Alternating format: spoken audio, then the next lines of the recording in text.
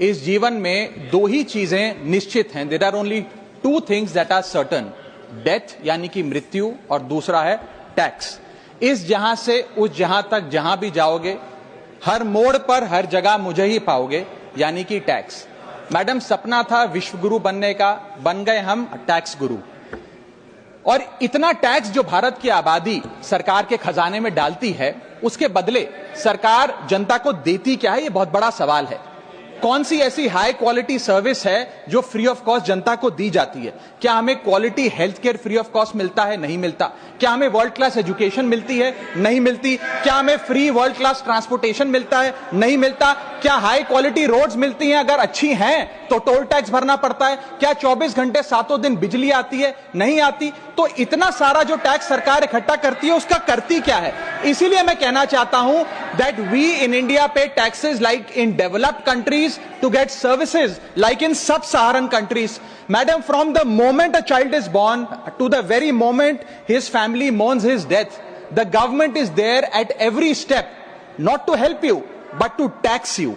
और आइए एक रोमांचक यात्रा पे चलते हैं। माननीय वित्त मंत्री जी हर बार मेरे सवालों का जवाब देते हुए मुझ पर तंज कसती हैं और कहती हैं कि शायद ये चार्टर्ड अकाउंटेंट नहीं है, इनकी डिग्री असली नहीं है, तमाम तरीके की बातें मेरे बारे में कहती हैं, निजी हमले करती हैं। मैं उनका बहुत सम्मान करता हूं, मेरे मन में उनके प्रति बहुत आदर है, ओहदे में, हैसियत में, उम्र में, अनुभव में बहुत बड़ी है मुझसे। लेकिन आज मैं इस सीए की डिग्री को किनारे करके सरल भाषा में आम आदमी की तरह इस देश के आम आदमी का दर्द आपके सामने रखना चाहता हूं कि कैसे हमारे जन्म होने से लेकर हमारे मरने तक टैक्स पे टैक्स सरकार हमसे वसूलती है। मैं आपके सामने जीवन के 8 चरण, 8 स्टेजेस ऑफ लाइफ रखना चाहता हूं। फर्स्ट स्टेज ऑफ लाइफ, जब इंसान पैदा होता है, that is the birth stage.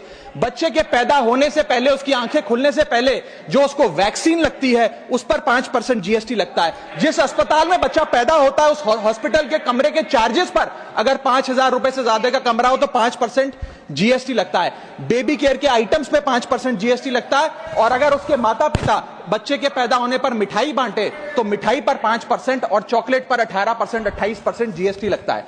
दूसरा चरण जीवन का इन्फेंसी और चाइल्डहुड यानी कि बचपन।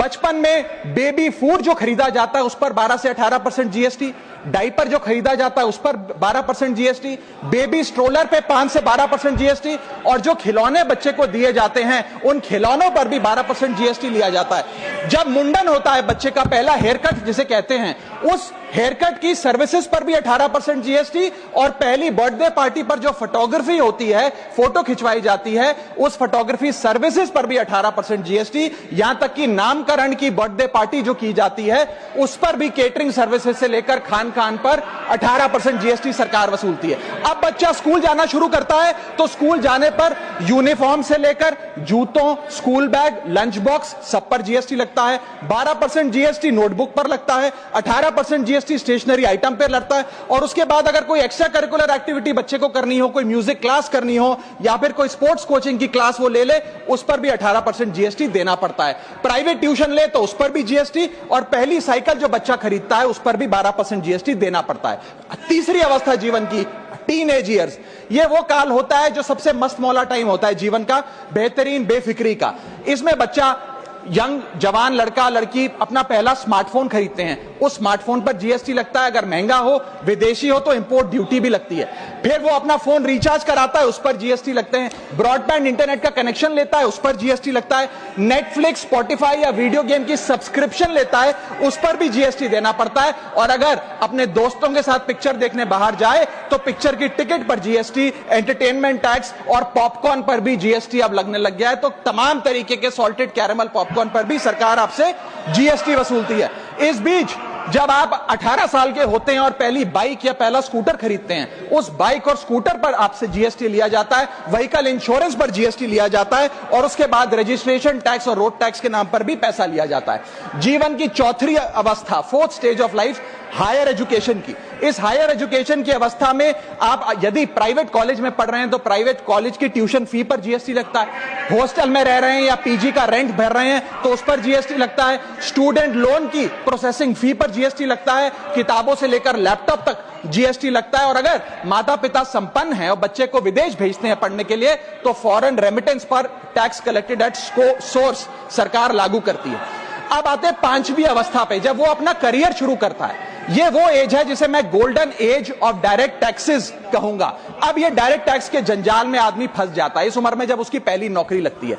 तो नौकरी में आमदनी अनुसार उसके स्लैब रेट के हिसाब से उस पर टीडीएस पहले काटा जाता है, मानो जेब काटी जा रही हो, और फिर इनकम टैक्स वसूला जाता है। जब पहली बार उसको पगार मिलती है, वेतन मिलता है, वो माता पिता या दोस्तों को बाहर खाने पे ले जाता है, पिक्चर दिखाने ले जाता है, उस खाने के बिल पर भी सरकार जीएसटी वसूलती है। और जैसे जैसे उसकी सैलरी बढ़ती है वैसे वैसे स्लैब अनुसार उससे इनकम टैक्स वसूला जाता है। इसके बाद आज वर्क फ्रॉम होम का कल्चर चल रहा है, तो वर्क फ्रॉम होम में इंटरनेट बिल्स हो, ब्रीफकेस हो, लैपटॉप हो, इन सारी चीजों की खरीद पर सरकार जीएसटी लेती है।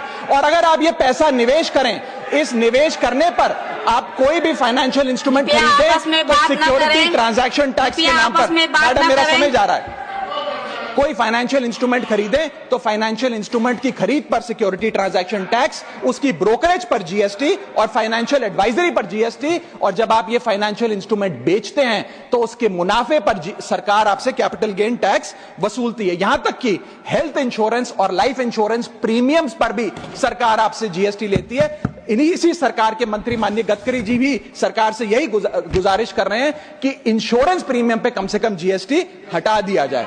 इसके बाद इंसान अपने जीवन की छठी अवस्था में आता है, यानी कि मिडिल एज। इसमें उसकी आमदनी भी पीक पर होती है और उसका टैक्सेशन भी पीक पर होता है, अप्रेजल होता है, प्रमोशन होता है, बोनस मिलता है, और हाई टैक्स स्लैब के चलते वो अपनी कमाई का एक अधिकांश हिस्सा इनकम टैक्स में सरकार को जमा कराता है। इस दौर में इंसान गाड़ी खरीदता है, घर बनाता है। जब गाड़ी खरीदता है तो जीएसटी देता है, रोड टैक्स भरता है, व्हीकल इंश्योरेंस पर जीएसटी भरता है, और जब गाड़ी लेकर शोरूम से निकलता है तो पेट्रोल डीजल पर वैट, सेस और एक्साइज ड्यूटी के नाम पर पैसा भरता है। जब सड़क पर गाड़ी चलाता है तो टोल टैक्स भरता है। फिर वो अपना घर भी खरीदता है, जमीन खरीदता है। जब जमीन खरीदता है तो स्टैंप ड्यूटी फीस सरकार को देता है। जब कंस्ट्रक्शन मटेरियल खरीदता है घर बनाने के लिए तो कंस्ट्रक्शन मटेरियल पे, चाहे वो सीमेंट हो, मार्बल हो, स्टील हो, उस पर जीएसटी देता है। उसके बाद जब कंस्ट्रक्शन सर्विसेज लेता है किसी बिल्डर से, ठेकेदार से, कॉन्ट्रैक्टर से, तो उस कंस्ट्रक्शन सेवाओं पर भी जीएसटी सरकार आपसे वसूलती है। और जब घर बन जाए तो एनुअल प्रॉपर्टी टैक्स और हाउस टैक्स के नाम पे आपसे पैसा लिया जाता है। और जब आपको पैसे की आवश्यकता पड़े और आप ये घर बेच दें तो कैपिटल गेन्स पर भी सरकार आपसे उस मुनाफे पे टैक्स वसूलती है। और इस बीच शादी तो रह ही गई, फिर इंसान शादी करता है, इस बीच तो बैंक्वेट हॉल बुक करता है, उस बैंक्वेट हॉल की बुकिंग पे टैक्स भरता है। शामियाना, खाना, केटरिंग सर्विसेज लेता है, उस पर जीएसटी भरता है। ज्वेलरी खरीदता है, उस पर जीएसटी भरता है। कपड़ा, शेरवानी सिलवाता है, कुर्ता पजामा, सूट पैंट, उस पर जीएसटी भरता है। यहां तक कि वेडिंग इन्विटेशन से लेकर, ब्राइडल मेकअप से लेकर, हनीमून के ट्रैवल तक हर चीज पर सरकार आपसे जीएसटी वसूलती है। सातवीं अवस्था सरकार जीवन की वो है रिटायरमेंट। इस फेज में इंसान चाहता है आरामदायक जीवन जिया जाए, जो जीवन में कमाया उस कमाई के सहारे उसकी इंटरेस्ट पर, पेंशन पर जिया जाए। लेकिन इस अवस्था में भी सरकार पेंशन और इंटरेस्ट इनकम पे आपसे टैक्स लेती है। बूढ़ा हो जाता है, दवाई इलाज की जरूरत पड़ती है तो हेल्थ केयर बिल पर, दवाइयों पर आपसे जीएसटी लिया जाता है। लाइफ इंश्योरेंस और हेल्थ इंश्योरेंस प्रीमियम पर तो जीएसटी लेती है। और इस दौर में वो अपनी वसीयत लिखता है, फैमिली विल। उस फैमिली विल पर जो लीगल फीस देता है, उस लीगल फीस पर भी उसे जीएसटी देना पड़ता है और स्टैंप ड्यूटी देनी पड़ती है। और आठवीं जीवन की अवस्था, यानी कि जीवन की समाप्ति, जब उसका स्वर्गवास हो जाता है, उसके जीवन का अंत हो जाता है, यहां भी सरकारें उसका साथ नहीं छोड़ती। यहां पर भी सरकारें उस पर टैक्स लगाती हैं। जब कोई इंसान मरता है तो उसके अंतिम संस्कार में देसी घी, चंदन वुड, नारियल, इत्तर जैसा सामान इस्तेमाल होता है, उस पर भी जीएसटी लगता है। और जब उसके मरने के उपरांत अखबार में ऑबिचरी की इश्तेहार छपाया जाता है, उस पब्लिकेशन ऑफ ऑबिचरी न्यूज़पेपर पर भी 5% सरकार जीएसटी लेती है। और मरने के बाद जब प्रॉपर्टी उसके बच्चों को या परिवार वालों को दी जाती है, उस म्यूटेशन पर भी सरकार आपसे ड्यूटी सेस लेती है। यह है life cycle of taxation model. लेकिन मैडम, सबसे जरूरी बात यह है कि इतना टैक्स देने के बाद सरकारें हमें देती क्या है। मैं जानता हूं कि टैक्स सरकार के लिए जरूरी है, इस सरकार के लिए नहीं, जितनी सरकारें इस देश में रही सबने टैक्स लगाकर जनता से पैसा लिया। टैक्सेस वास्तव में जरूरी हैं, लेकिन सवाल यह है कि क्या ये टैक्सेस हमारी इकोनॉमी को बढ़ा रहे हैं या हमारी इकोनॉमी को खा रहे हैं। क्या इससे हमारी जिंदगी बेहतर हो रही है या हमारी जिंदगी बदतर हो रही है? इतने टैक्स लगाने की वजह से आज हमारी आमदनी घट रही है, इस वजह से खपत गिर रही है, कंजम्पशन गिर रही है, डिमांड नहीं बढ़ रही है और प्रोडक्शन गिर रही है। इस वजह से पूरा इकोनॉमिक साइकिल जो हमारा इकोनॉमी का चक्का है वो धीमा हो गया है। मैडम, इस देश में, बस समाप्त कर रहा हूं, इस देश में मैं मेरी पार्टी के टाइम से आप ले लीजिएगा, मेरी पार्टी के टाइम से ले लीजिएगा। मैडम, इस देश में 80 करोड़ जनता 5 किलो फ्री राशन के सहारे जी रही है।